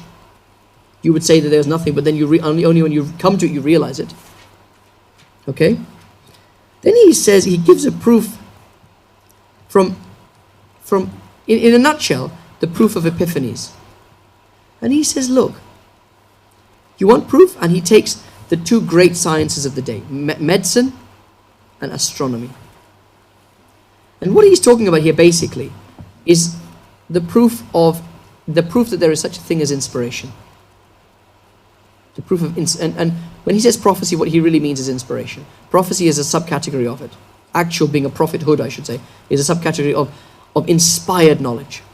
Yeah, you know what in the old days we would say the right side of the brain stuff. Yeah, so I told you guys about the periodic table, right? The periodic table. This guy Mendeleev, I think his name was. He had all these elements. He didn't know how to deal with all these elements, and he knew that they were linked. He couldn't figure out how to link them. He spent 10 years kind of battling, couldn't work it out, nearly drove himself to the point of insanity, couldn't figure out how all the elements fit together. And one night he gives up, he goes to sleep, and what happens? He has a dream. And he dreams the periodic table. And he wakes up and he writes it down. Yeah? What's this? Did he get it from his intellection? No, he spent 10 years thinking about it. Yeah? And this is, I know I told you guys about the flux capacitor, didn't I? That was what it was. The flux capacitor. Yeah? Doc Brown, doing something, falls down, hits his head, and has a dream or a vision of the flux capacitor and events time travel. And I said that is a well-worn scientific trope. It's a well-worn thing in science. Yeah? The things that came to people as an inspiration. Happy accidents. Yeah? Post-it notes. Post-it notes are really useful. I mean, it's a silly thing compared to time travel, but post-it, a really useful thing. Where did post-it notes come from? Some guy being rubbish at inventing glue. He was trying to invent proper, good, strong adhesive, and it was rubbish. He invented this stuff, and it wouldn't stick very well. It stuck, but you could really easily peel it off again, and you could really easily remove it. And it's just rubbish. It's rubbish glue. And just before he goes to bed, he thinks, I'm going to chuck this stuff away. I'm going to start again in the morning. Yeah, and he wakes up in the morning and thinks, hang on a minute. This is really useful. And you get post-it notes. Yeah? So, Ghazali uses the same thing in his own time. He says, look at astronomy. A certain star changes its position once every 1,000 years. How is it possible to know about this? How is it possible to know that this has happened? Yeah? How is it possible to know that opium or deadly nightshade? Yeah, I remember once my sister-in-law is very big on sort of natural medicines, homeopathy, that kind of stuff, And I had a flu or something, and she gave me this thing. And I said, what is it? She said, it's deadly nightshade. And I said, what? She said, no, it's really good for the flu, honestly. It's really good. It's kind of, whatever they do in homeopathy, it's kind of, distilled down and blah, blah, blah, blah. The point is the concentration is very, very small. And in small concentrations, it works really well. Who came up with that? How did you figure that out? That I take this poison, and if I consume the poison, I die. Or I get really ill. But if I consume a really, really, really, really diluted form of the poison, it actually cures the illness. How could anyone have figured this stuff out? There are all these happy accidents. There are all these things. What are these? Ghazali said, this is proof that there is a perception that is beyond the intellect. Something you could never in a million years have worked out by the pure exercise of your mind that comes to you. All right? So he gives that example. Among astronomical phenomena. Yeah? Okay? So he says, from this proof it is clear within the bounds of possibility that a way exists to grasp these things which the intellect does not normally grasp. This is what I mean by prophecy. This is what I mean by inspiration. A higher form of perception through which you can grasp something that the lower forms of perception cannot grasp. The next step. Okay? Prophecy is not just this. And his essential argument, anyone is capable of taking one step on the ladder of prophecy. And if you affirm, if you assent to the possibility, to the actuality of one step, you must assent to the possibility of more steps that other people, especially when other people are saying, actually there's a few more steps to go, mate. Okay? So he says, prophecy is not just this, obviously. This is just inspiration. This is just an epiphany. This is not all that prophecy is. But the perception of this kind of thing, outside the things normally perceived by the intellect, is one of the properties of prophecy. It has many other properties. This is a drop. We've mentioned this to you only because you have an experience of an example of it, i.e., the things you perceive when you sleep. If you are an astronomer, or if you are a medical person or a scientist, you will either have experience yourself or knowledge of another aspect, another drop, which is that epiphany that comes to you. All right? You will know the same in medicine and astronomy. These things belong also to the category of prophetic miracles. Okay? You can't attain them by intellectual resources alone. You want to go beyond this? Beyond dreams and epiphanies on this ladder or this stairway to heaven of prophecy? The properties of prophecy beyond those just mentioned can only be perceived by dhawq, by tasting them, by fruitional experience as a result of following the way of Sufism. Okay?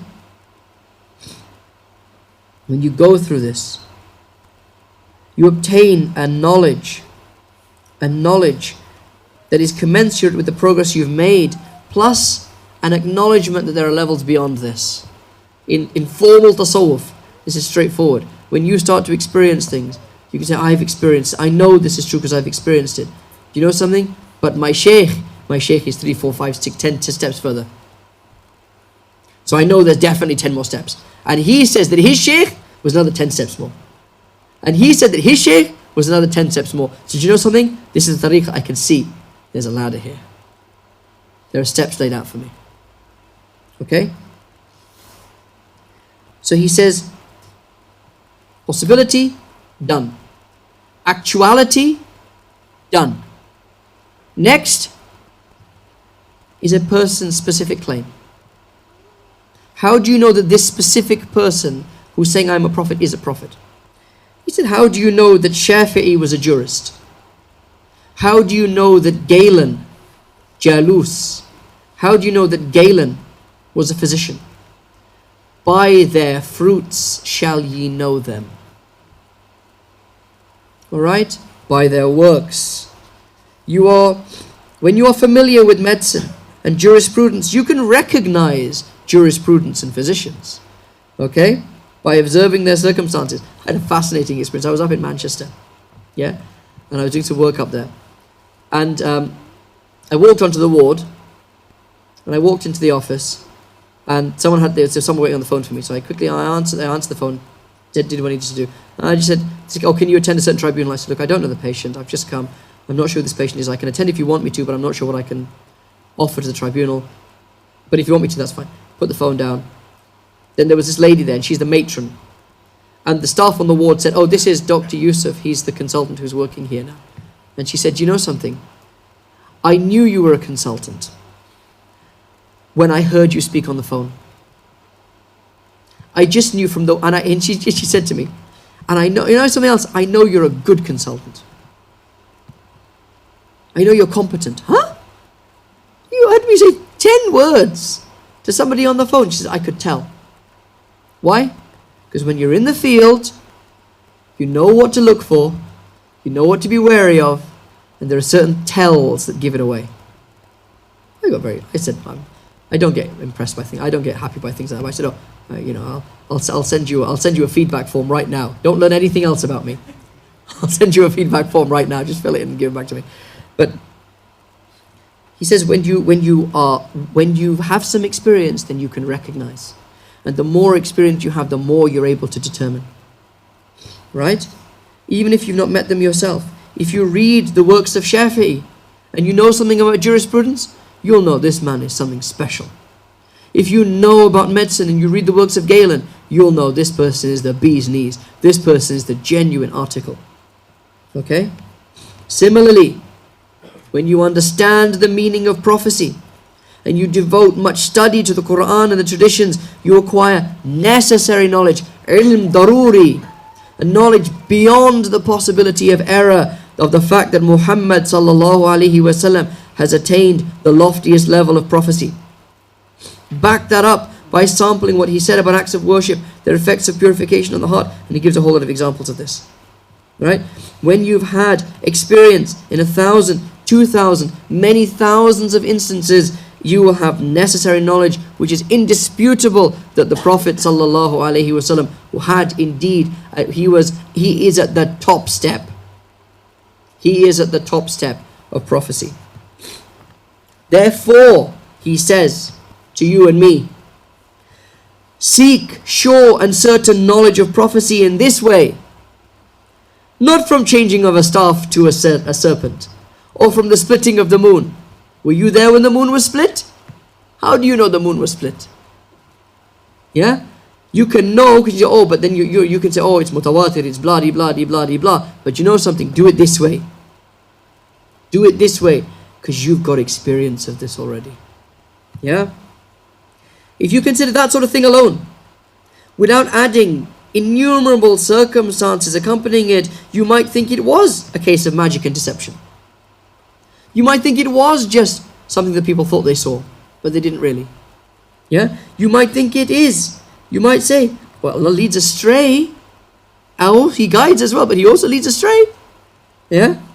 Yeah? And He says this is why people, what they called, philosophers will say, they will say about the Quran what the disbelievers said about the Quran, asatir al-awwaleen. These are the stories of the ancients. These are the stories of the ancients. So what is he saying? Yeah? And then he said, so don't seek it through khabar alone. Don't seek it through intellection alone. So, here's my really great argument. A is B, B is C, so A is C, C is D, D is E, therefore C is E. Aren't I clever? Look at me, how clever I am. Yes, we will do all this stuff, but you don't seek it through that. Why? If your faith is based on a carefully ordered argument about the way in which a miracle provides proof of prophecy, your faith will be broken by an equally well-ordered argument showing how the doubts and the difficulties of proving that evidence. What you going to do then? If someone says to you, how do you know the moon was split? How do you know it wasn't mass hysteria? How do you know it wasn't, 10 people reported it. How do you know that they weren't hallucinating? Yeah? The book of Revelations, for example, in the Bible. Book of Revelations is, if you're going to film any book of the Bible, that's the book. You need a big CGI budget to film. You've got dragons, you've got sorceresses, you've got lakes of fire, you've got Jesus on a horse, a winged horse with a sword. It's awesome. And they reckon the guy that wrote the book of Revelations, he used to seclude himself in a particular cave. Do you know what's found in that cave? Around that cave? Magic mushrooms. Magic mushrooms. Yeah? Psilocybin, active ingredient. And they said the guy, because he's hungry, now what does he know about magic mushrooms versus normal mushrooms? He probably had some mushroom curry. Yeah? And then had all these visions and wrote them down and said in the book of Revelation. See, it was revelation from God. He was smoking wacky backy, basically. How do you know that wasn't happening? Can you prove it? That puts a doubt in your head. You think, ooh. Right? Right? It'll be like a case of a man to whom many men report a tradition. He cannot be certain about the statement of one individual, but he doesn't know where it comes from, neither outside the group testimony nor is it due to pointing individuals. So what is a strong belief based on knowledge, fruitional experience? Is it comparable to actually seeing and handling? And this is found only in the way of the Sufis. What is he saying? And from this, you get a very famous tradition لَيْسَ الْخَبَرُ كَالْمُعَايَنَةِ. Hearing about something is not like seeing it. The khabar is not like seeing. Or to put it in its English equivalent, seeing is believing. Ghazali is saying, see, then you will believe. Take those first few, you've taken one step, you have dreams. You may have taken a second step, you may have had epiphanies and inspirations that have come to you. Take the third step. Take the fourth, the fifth, the 10th step. That's the tasawwuf. When you, the things that you experience, that dhawq, that fruitional knowledge, you take that, now you know that this knowledge is there. This is possible. It's actual, it's happening in your life. Now go and look at the Prophet ﷺ and see what you find now. And that way, through your seeing, you will have absolute belief that Muhammad Rasulullah. This much then, he says, of the real meaning of prophecy is sufficient for you. Now I will present the reason it is needed. We'll do that next week, inshallah. Why he goes back to teaching. But you can see this amazing, completely unique. This is a proof of prophethood that is unprecedented. No one before or after, people adopted his argument, but no one before or after has come up with this evidence of prophethood. Prophethood on the basis that prophethood is not a complete separation. It can't be a complete separation. The Prophet ﷺ himself said the dream of a righteous man is part of prophethood. He himself said the only part of prophethood that remains is a true dream. So what is he saying? He's saying you can experience some of prophethood. It's a continuum. It's not you're on the ground floor and then there's a massive cliff. It's like what that El Capitan, this thing that these guys these US climbers, they spent 19 days climbing basically a sheer cliff face that's about 3,000 feet high or something. Right, never been done before. Yeah, it's not just you're on the ground, there's a sheer cliff face and then you got prophethood. No, there's a ladder. Yeah, at some point you hit a cliff and you can't go any further. But you know something? Because you know you've started to ascend, you must admit the possibility that it keeps on going and going and going and going. The fact that you are not and cannot ever be a good enough climber to reach that doesn't mean that it can't be climbed. Doesn't mean there aren't people who are there. Okay? And that's his proof. Believe in prophethood because you've experienced, because prophethood is a higher form of perception. Prophecy is a higher form of perception. Ilham is a higher form of perception. Okay? And it's just like any other sense that you have. Just a form that you haven't unlocked yet. You've experienced a taste of it in your dreams, in your inspirations. Alright? If you actively try to unlock it, you will experience more. You will experience things that there are no words for. You know, things that don't, as I say, you go from Newtonian physics to quantum mechanics. Yeah, you have this quantum leap in your understanding, in your perception of the world and reality. And on the basis of that that you've experienced by yourself, with your own eyes, with your own ears, with your own heart, know that there are people who are above you, and know that there are people who are far above you, and measure it. You've got the criteria. You've got the spiritual experience. You understand the logic of it, or the rationality of it. You understand the khabar, and you trust the khabar. With those three things together, now look at prophethood, and look specifically at the prophethood of the Prophet ﷺ, and you will see that it is an absolutely undisputed, indubitable claim to prophethood. And that's how, through experience, not through, oh yes, there was some miracle that he did and so forth. Through experience, you can show anyone that Muhammad is the messenger of God. And I think that it's a staggering evidence. It's a brilliant proof. And it could only have come from the heart and the mind of someone like Ghazali. Others may have had the experience before, and realize it before, but to put it into an argument form, to put it into a thought process that, let's face it, flat earthers like you and I can understand and attest to. That's Ghazali's great proof of his dalail and nubuwah, his proof of prophethood. May Allah bless him, allow us to continue to benefit from him. Inshallah, next week we will finish. He says, next week we will finish the Munqidh. We are getting to the Ihya, I promise, honestly. Inshallah, we will get there. But have a good think about this. And look, you guys sit here, you take notes and stuff. Think about what's been said. Try to understand it. Go back, listen to the recording, especially those of you online, those of you listening later on. Write down, Ihsan's got this whole YouTube system. Write down your comments, write down your observations and your reflections. Just 3 points, okay? It helps me to understand, to know that you're actually listening, but also and I'm looking directly into the camera now, it helps me to understand that you're actually listening, that you're listening to the recordings, that you are aware you're actually participating in the class, and also that the explanation that I'm giving, that I'm doing justice to Ghazali's explanation. Because I need to know so that I can clarify it if needs to be. Jazakallah khair. Sallallahu ala Sayyidina wa Mawlana Muhammad wa ala alihi wa sahbihi ajma'in bi rahmatika ya arhamar rahimin. Assalamu alaikum wa rahmatullah.